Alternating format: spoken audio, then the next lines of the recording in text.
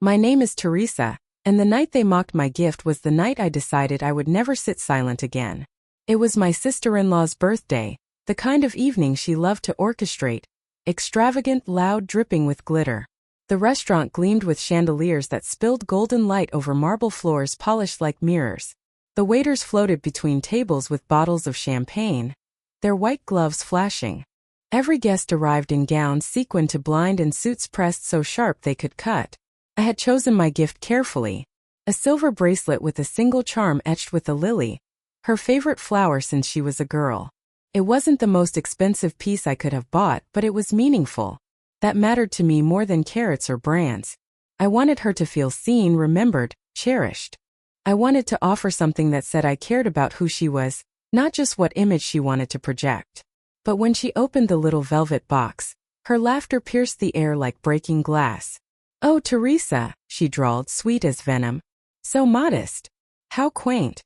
Her friends leaned in, smirks curling at the edges of their painted lips.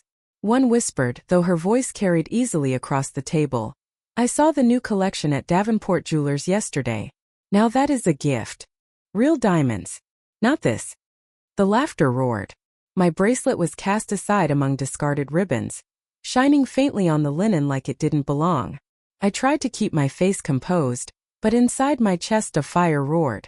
Daniel, my husband, squeezed my hand under the table, but it wasn't reassurance. His voice confirmed it as he chuckled awkwardly. "Theresa likes things simple." The words were meant to smooth the moment, but they burned hotter than the laughter. He wasn't defending me.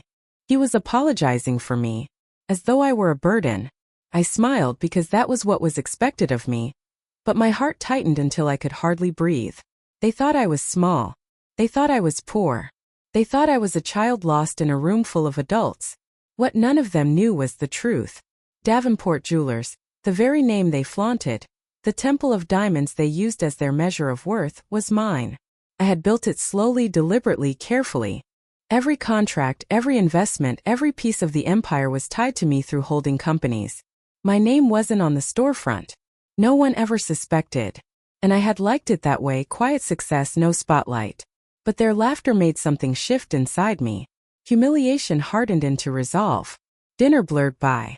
I barely tasted the food, barely heard the speeches. All I could hear was their laughter. All I could feel was the sting of Daniel's chuckle. Every sound was fuel, feeding a storm I hadn't realized I was capable of summoning. When we returned home, Daniel loosened his tie and collapsed into a chair. "Don't take it to heart, Theresa," he sighed. "You know how shallow they are." I stared at him. "And you? What are you?" He blinked, unprepared. "I was just trying to make it easier." "No," I whispered, my voice low and sharp. "You were trying to hide me, because you think I don't measure up." He had no answer. His silence told me everything. I walked into my study, shut the door, and opened the locked drawer no one else ever touched. Inside lay the folder I had guarded for years. Contracts, ownership deeds, bank statements. Every paper proving Davenport was mine. My secret triumph. I sat there, running my fingers over the documents, my chest rising and falling in steady rhythm. For years I had thought silence was safety. That dignity meant keeping power hidden. But now I saw what silence could also be. A blade. And I was done keeping it sheathed. Because the very next morning, a courier delivered an envelope with silver embossing.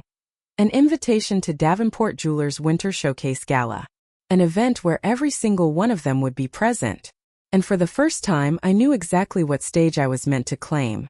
The invitation lay on the kitchen counter the next morning. Heavy cream paper embossed with silver letters. Davenport Jewelers' Winter Showcase Gala. I turned it over in my hands, feeling the weight of it. This was not just an invitation. It was an opening. For years I had stayed invisible, letting Davenport thrive while I hid in its shadow. But now, their laughter, their smugness, Daniel's chuckle. This gala would be the stage where everything changed. Daniel noticed the envelope as he walked in, sipping his coffee. He picked it up and whistled. "You got one too?" I looked up. "Two." He grinned, setting his mug down. "Yes, the firm got invitations. Everyone important will be there. Clients, investors, your sister and her circle. It's practically impossible to attend unless you're someone." Someone. His tone stung like acid. The implication was clear. I wasn't one of them. Not yet. I suppose I'll need to find something appropriate to wear, I murmured. Daniel waved a hand dismissively. Don't stress. Just keep it simple. It's what suits you. That word again. Simple. He always thought he was being kind, but every time he said it, he carved me smaller. The day of the gala, the Davenport flagship glowed like a palace. Red carpet rolled across the entrance, velvet ropes guiding glittering guests past cameras that popped like fireworks. Cars lined the street. Limousines, sleek town cars. Even one gold-trimmed sports car that made everyone turn their heads. Daniel adjusted his tie, beaming as though he belonged to the world beyond those doors. Smile, Theresa, he whispered. Tonight's important. Inside, chandeliers cascaded light over velvet-lined displays. Diamonds sparkled in their glass cases, pearls glowed like captured moons, emeralds burned with fire. The air thrummed with laughter, flutes of champagne clinking, the rustle of designer gowns. It didn't take long before I heard it, my sister-in-law's voice loud and sharp as always. Let's see if Theresa is wearing anything real tonight. Her friends laughed, eyes flicking toward me. Maybe she finally found her way to Davenport, one said, smirking. Though I doubt she could afford it. Their laughter cut, but what broke me was Daniel's response. He chuckled lightly, nodding toward them. Theresa means well, he said. But yes, she's always been simple. The words stabbed deeper than I thought possible. Not because of the cruelty, because of the betrayal. He could have defended me. He could have silenced them with one truth. Instead, he joined them. I forced my face to stay neutral, my hands clasped around my clutch. My silence in that moment wasn't weakness, it was calculation. Later, as Daniel basked in the glow of his colleagues' praise, I drifted toward the far end of the showroom. The manager spotted me, bowing his head subtly. Mrs. Davenport, he whispered, using the name no one else dared. Your stage is ready whenever you decide to step forward. My throat tightened, but I nodded. Not yet, I whispered. When I returned to Daniel's side, he was laughing with one of his partners, glass in hand. His voice carried just enough for me to hear. Don't worry. By next year, Davenport will be mine. Theresa will never know. She'll be left with nothing. My breath caught. His arrogance was more than words, it was intent. Because in that instant, as his laughter echoed through the hall, I realized this wasn't just mockery anymore. It was betrayal. And I would need more than anger to fight him, I would need proof. Daniel's words at the gala played in my head for nights after. By next year, Davenport will be mine. Theresa will never know. She'll be left with nothing. I had endured his silence before, his chuckles at my expense, even the family's cruelty. But this was different. This was a plan.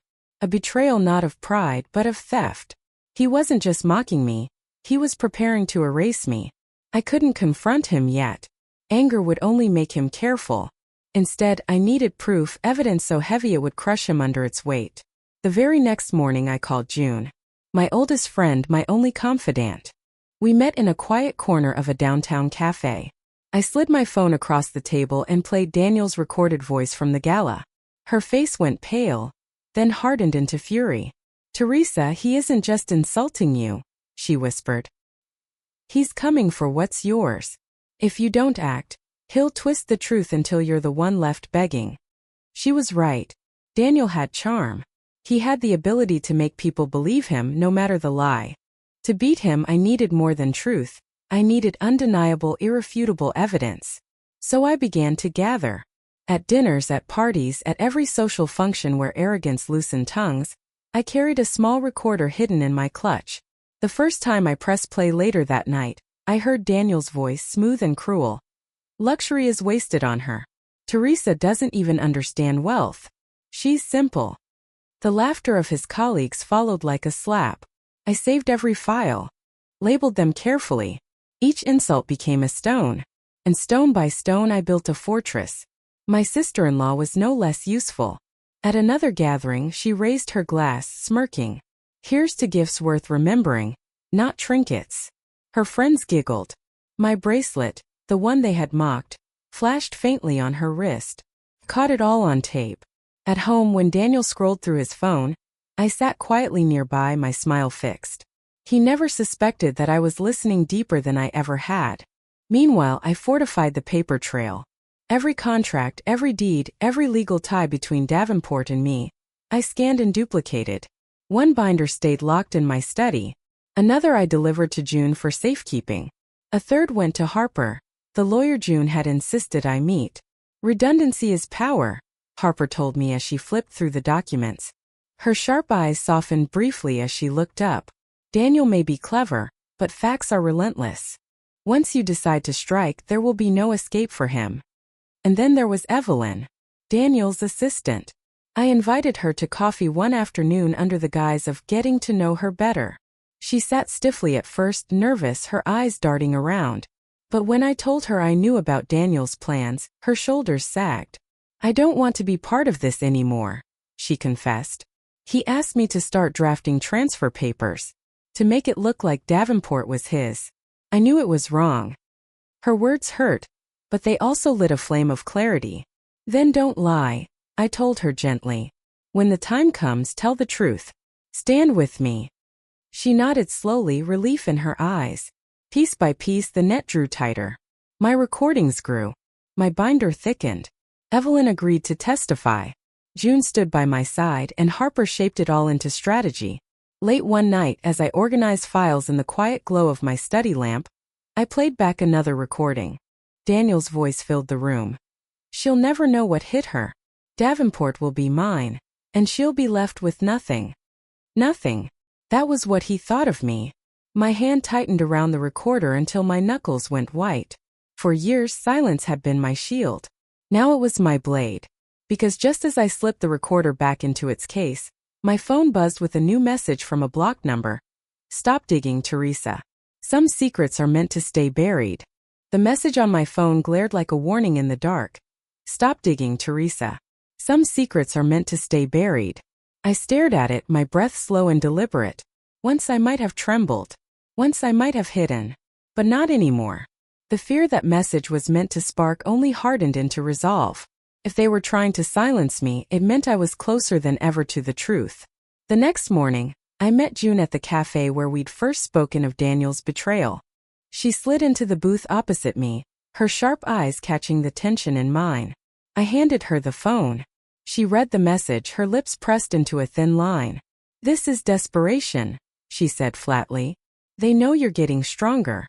Daniel doesn't send threats like this unless he feels cornered. He's rattled. Then he should be, I murmured. We decided it was time to bring Harper fully into the plan. That afternoon, June and I walked into her office.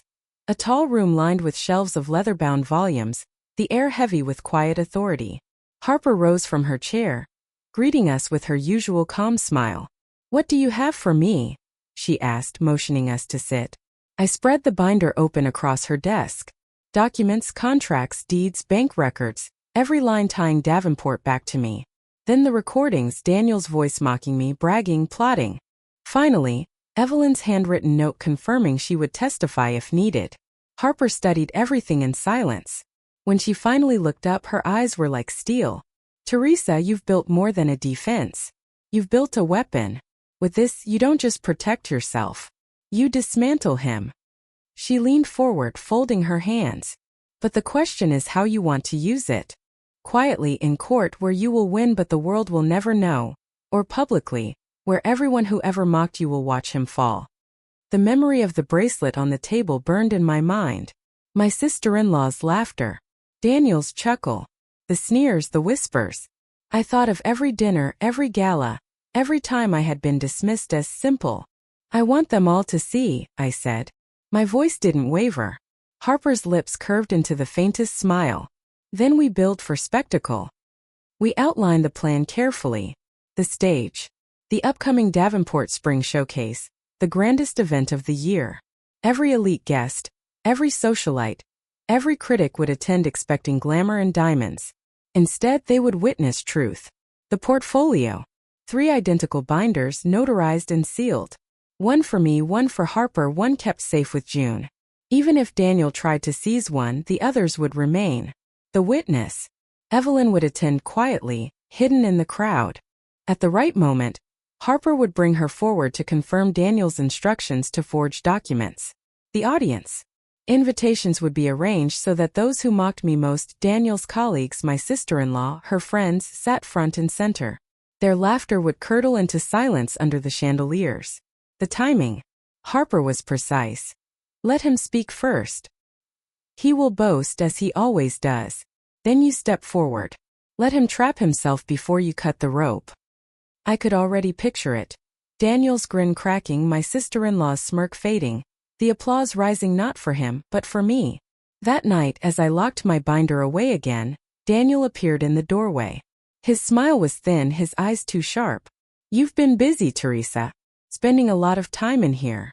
What are you working on? I forced my voice calm. Just organizing old papers.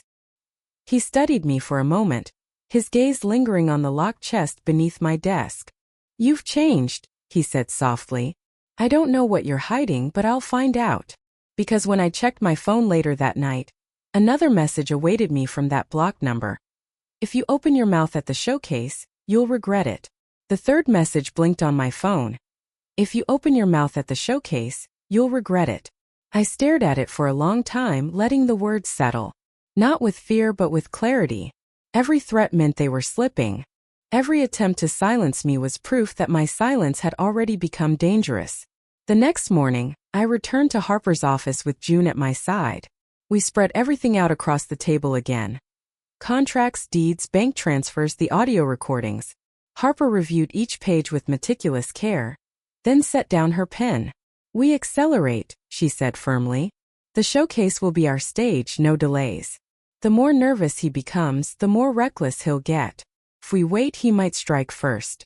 But if we strike there, in front of everyone, he'll never recover. June leaned back, arms folded. Then it's decided. No more hiding. We spent hours building the counterplan in layers. First, control the environment. The Davenport manager, loyal for years, would coordinate the timing.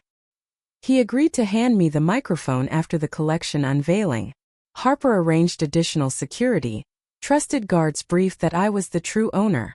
If Daniel tried to interrupt, they would step in. Second, evidence redundancy. 3 portfolios were prepared. My copy would be carried in a sleek leather folder. Harper's remained locked in her briefcase. June kept a sealed copy in her apartment safe. No matter what Daniel did, the truth could not be destroyed. Third, witnesses. Evelyn confirmed her role. She would attend quietly, positioned near the front. When called, she would testify publicly about Daniel's instructions to forge transfer documents. Her voice would be the final blade. Fourth, the audience. Harper insisted this was just as important as the evidence. Revenge is not only truth, it's timing and audience. So we curated the guest list. Daniel's colleagues. My sister-in-law and her friends. The very people whose laughter had wounded me most. They would be seated where no one could miss their faces when the truth landed. Fifth, timing. Harper leaned close, her tone steady. You must let him speak first. Daniel will boast, he cannot resist. He'll claim Davenport, make it sound inevitable. And then when he thinks he's won, you take the floor. Facts after arrogance. It will break him. That image burned bright in my mind. Daniel smiling, the crowd applauding, only to watch everything collapse in his hands. At home, Daniel's behavior grew restless. He prowled like a man sensing shadows. Once, I caught him rifling through drawers in my study, his expression tight when he realized they were locked. What are you keeping from me? He asked softly, almost dangerously. Just personal papers, I replied, steady as stone. He studied me, then forced a smile. Theresa, you don't keep secrets from me. You're not that type. I didn't answer. Silence was my weapon. That night, I placed my portfolio on the desk, running my hand over the leather cover. For years, I had stayed small to keep the peace. For years, I had let others speak while I remained silent. But not anymore. Now the silence would end. Because just 3 days before the showcase, Daniel stood in the doorway of our bedroom, his voice low and sharp. If you try to embarrass me in front of them, Theresa, I swear you'll regret it more than you can imagine. The showcase arrived under a sky so clear it felt like glass. The city glowed with the anticipation of the night. Drivers lined up outside the Davenport flagship. Velvet ropes coiled along the entrance, cameras flashing even before the first guests stepped onto the carpet. In the days leading up to it, Daniel had grown more restless than ever. He prowled through the house late at night, making hushed calls in his study, slamming drawers as though he could force the truth out of wood and metal. Twice I caught him standing near my locked chest in the study, his fingers tracing the edges. Once he even rattled the handle. "What are you hiding, Theresa?" he asked softly, his smile stretched too thin. I met his eyes. "Old tax papers. Nothing you'd care about." He studied me for a long moment before forcing a laugh. But I could see the truth in his gaze. He didn't believe me. The morning of the showcase, another message appeared on my phone. "Tonight is your last chance. Stay silent." I saved it with the others. Harper's words echoed in my head. "Threats mean they're cornered. Let them corner themselves." June came to help me dress. She fastened the sapphire gown at my shoulders, her fingers steady. "You look like a queen," she whispered. "Not simple. Not small. A queen." Her words steadied me. When we arrived at the Davenport flagship, the hall was already brimming with guests. Chandeliers showered golden light over display cases where diamonds shimmered like stars in velvet skies. Waiters glided with silver trays, laughter floated above the music, and everywhere I turned, I saw the faces of those who had once mocked me. My sister-in-law, her circle of friends, Daniel's colleagues, socialites who whispered my name like a punchline. Tonight they would whisper something else. Daniel was in his element. He strode through the room with a wide grin, shaking hands, pulling me close for pictures, whispering in my ear through clenched teeth.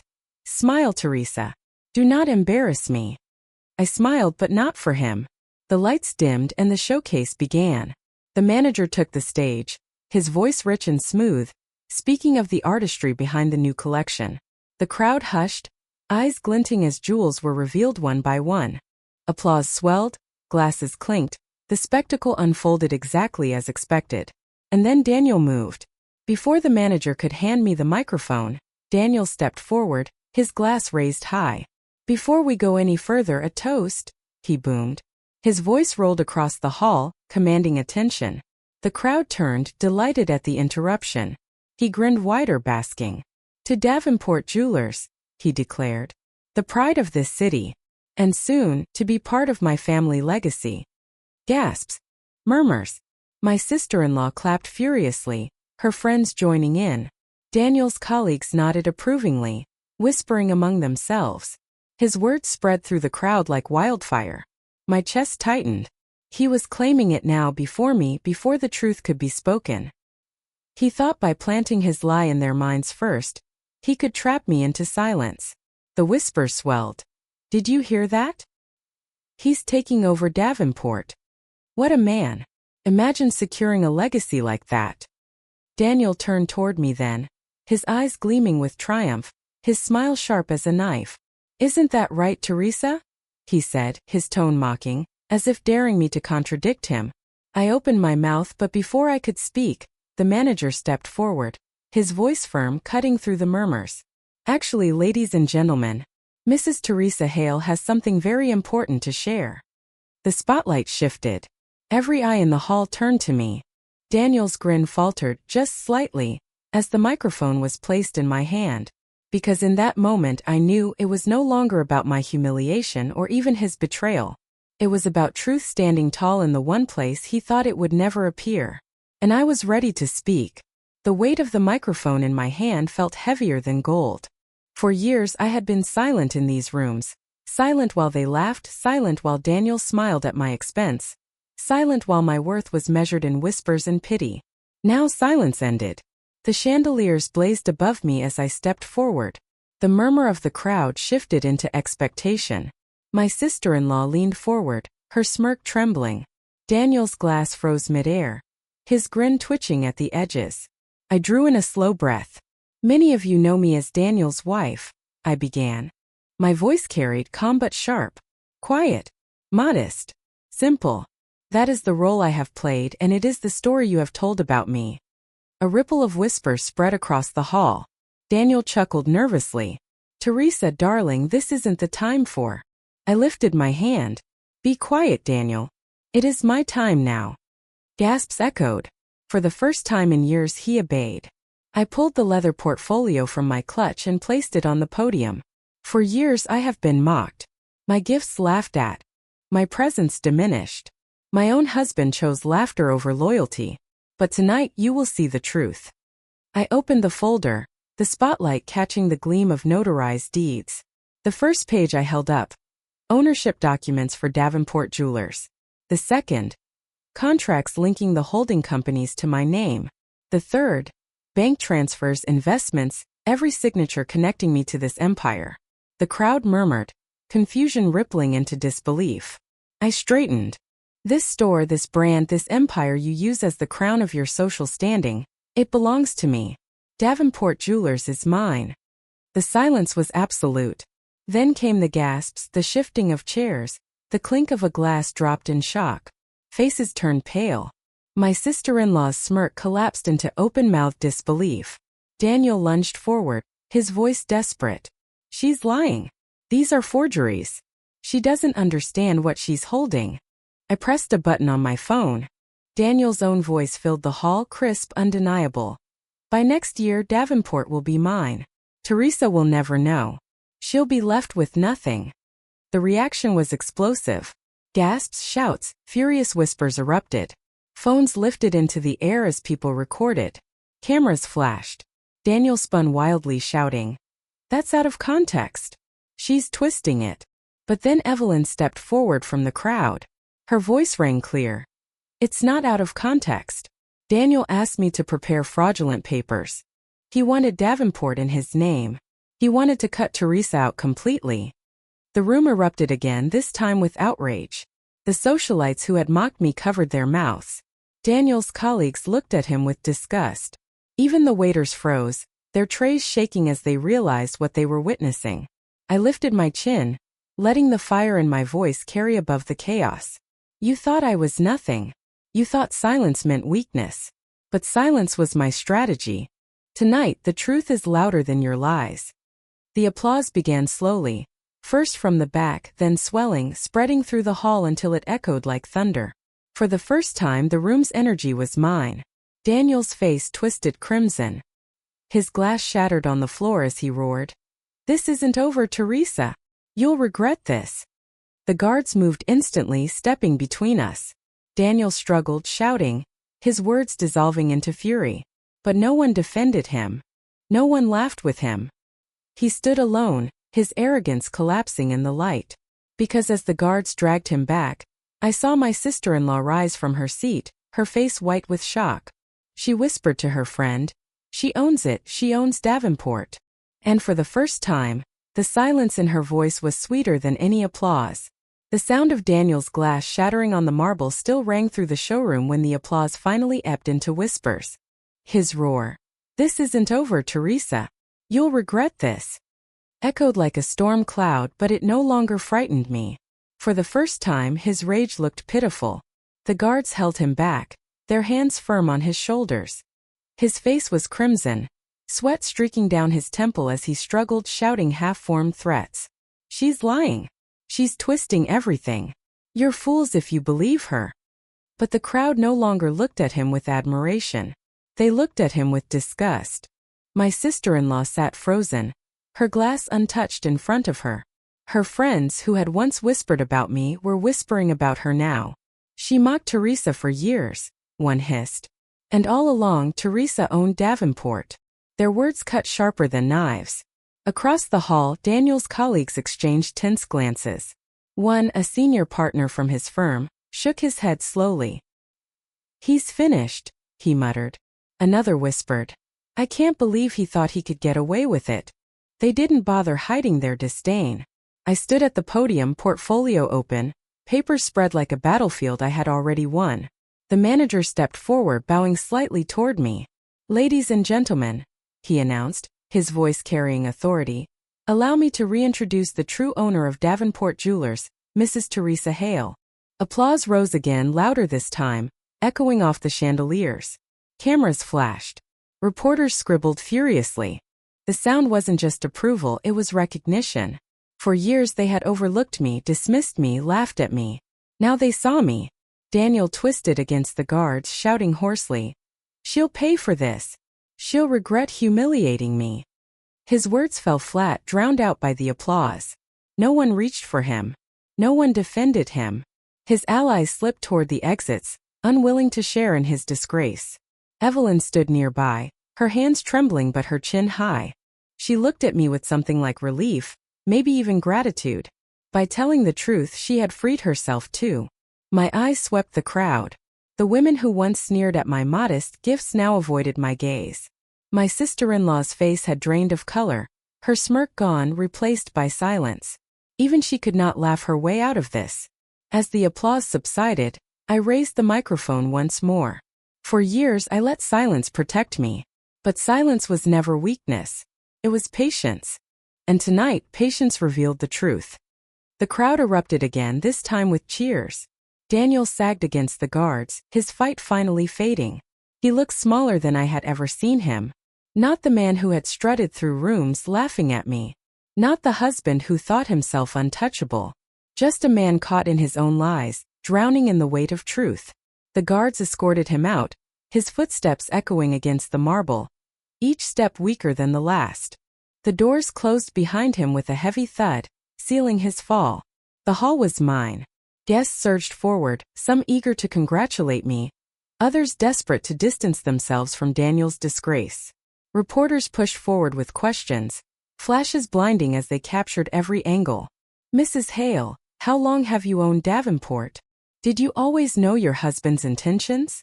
What comes next for the brand under your leadership?" I smiled calmly, answering only what I chose. Their sudden interest no longer mattered to me. What mattered was the silence of those who once mocked me. Their voices had finally been taken from them, and in that silence I stood tall. Because just as I stepped down from the podium, my phone buzzed in my clutch. Another blocked message. "You may have won tonight, but this is not over." The morning after the showcase, I woke to the sound of my phone buzzing non-stop. Calls, texts, emails, an avalanche of noise that made it impossible to ignore. For a moment I simply lay there, staring at the ceiling, letting the silence of the house contrast with the chaos outside. When I finally picked up the phone, the headline screamed across every screen. Davenport Jewelers secretly owned by Theresa Hale. Husband exposed in public scandal. From mockery to power. The woman behind Davenport. The photos were everywhere. Me at the podium, papers spread like a crown. Daniel being held back by guards, his face red with rage. Evelyn stepping forward, her courage frozen in time by flashing cameras. The images told the story better than words ever could. Daniel, on the other hand, had vanished. His phone went straight to voicemail. His social media accounts had gone dark overnight. But his absence didn't stop the fallout. By midday, his firm released a statement. "We condemn the actions of Daniel Hale. He has been placed on immediate suspension pending investigation." June came over with coffee, her expression equal parts triumph and disbelief. She dropped a tablet onto my kitchen table, the screen full of articles. "Theresa, you're everywhere. They're calling you the silent queen of Davenport." I skimmed the headlines, my chest tightening. For years I had been invisible, dismissed as simple. Now my name was in bold print across the city, not as Daniel's wife, but as the woman who had toppled him. But there was no message from my family. My sister-in-law, who had mocked my bracelet, said nothing. No calls, no apologies, no excuses. Silence again, but this silence was different. It was the silence of guilt, of shame, of being caught in their own cruelty. By afternoon, Harper called with an update. "The documents are airtight," she said. "Daniel has no claim to Davenport, not legally, not financially. He can scream all he likes, but the world knows the truth now. His threats carry no weight." "What about the messages?" I asked quietly. "I've forwarded them to the police," Harper replied. "If he continues, he'll have more than humiliation to answer for." That night I watched the news coverage. Clips of the showcase replayed, my voice steady, Daniel's arrogance collapsing. Analysts dissected every moment. "She controlled the narrative with precision," one said. Another remarked, "This was more than revelation, it was strategy. She let him boast before dismantling him. Brilliant." But amid the satisfaction, unease lingered. Just as I turned off the television, my phone buzzed again. Another blocked message. Enjoy the applause, Theresa. It won't last. For a moment the words chilled me. Then I remembered the way Daniel had looked as the guards dragged him out, shrunken, pathetic, clinging to fury because it was all he had left. June noticed my silence. Don't let his ghosts take your victory, she said firmly. He can send all the messages he wants. None of them changed the truth. You won. And I had. For the first time in years, I wasn't just surviving, I was standing in the light of my own making. Because the very next morning, a courier knocked on my door with a thick envelope. Divorce papers. On the first page, in Daniel's scrawled handwriting, were 3 words. This isn't over. The divorce papers sat heavy on my kitchen table, the ink still smelling faintly of fresh print. Daniel's scrawled words at the top, "This isn't over," were meant to rattle me. Once they might have. Once I would have hidden behind silence, shaken by the threat of his rage. But now I looked at those words and saw them for what they were: desperation. I called Harper immediately. She flipped through the papers with a practiced eye, her brow lifting at Daniel's outrageous demands. He wants assets he has no claim to, she said. It's a last-ditch bluff. Legally he's cornered. But we'll respond. And when the court sees what he's written here, it will only make him look weaker. June, who sat beside me, scoffed. He doesn't want a divorce. He wants to scare you. It's the only weapon he has left. Don't give him the satisfaction. Their words steadied me. For so long, Daniel's voice had been louder than mine. He had laughed louder, spoken louder, commanded louder. But the truth had stripped away his volume, and now he was shouting into an empty void. Weeks passed and the legal process moved quickly. My ownership of Davenport was confirmed beyond question. Daniel's demands were dismissed one by one. The judge even frowned at his handwritten notes, remarking, "This looks more like a tantrum than a petition." Daniel flushed red in the courtroom, muttering curses under his breath, but the outcome was inevitable. When the decree was final, I walked out into the sunlight with Harper and June at my side. Daniel trailed behind, shoulders slumped, reporters swarming him with questions he refused to answer. Cameras captured the contrast. Me walking forward free, while he stood stuck in the shadows of his own downfall. At home, I stood by the window and looked at the skyline. Davenport's flagship glittered at the heart of the city, a reminder not just of what I owned, but of what I had proven. Silence had protected me for years, but when I chose to speak, it shattered lies like glass. Months later, Davenport hosted another gala. This time I stood at the center, no longer a guest, no longer the quiet wife trailing in someone else's shadow. My name was spoken with respect. The chandeliers burned bright, the diamonds sparkled, and for the first time, the applause belonged to me alone. I caught sight of my sister-in-law across the hall. She looked at me with wide eyes, her laughter finally silenced. The same friends who once sneered at me whispered about her now, just as they once whispered about me. The roles had reversed completely. I smiled faintly, not with cruelty but with certainty. I didn't need revenge against them anymore. Their silence was enough. That night, as the last guests drifted away, I stood alone in the empty showroom. I touched the glass of a display case, the jewels shimmering inside, and whispered to myself, "You did this. You turned their laughter into silence. You proved that patience is not weakness, it is power. I am Theresa." They mocked my simple gift. They laughed at me, dismissed me, even tried to erase me. But when the time came, I revealed the truth, and it destroyed them. My husband lost his pride, his career, and his legacy while I claimed what was always mine. This was my story. A story of silence sharpened into a blade. A story of betrayal turned into strength. A story of revenge, lawful, devastating, unforgettable. If you found power in it, if it reminded you that even the quietest voice can shatter the loudest lies, then stay with me. Subscribe, share, and join me for the next story. Because lies always unravel, and revenge belongs to those patient enough to wait.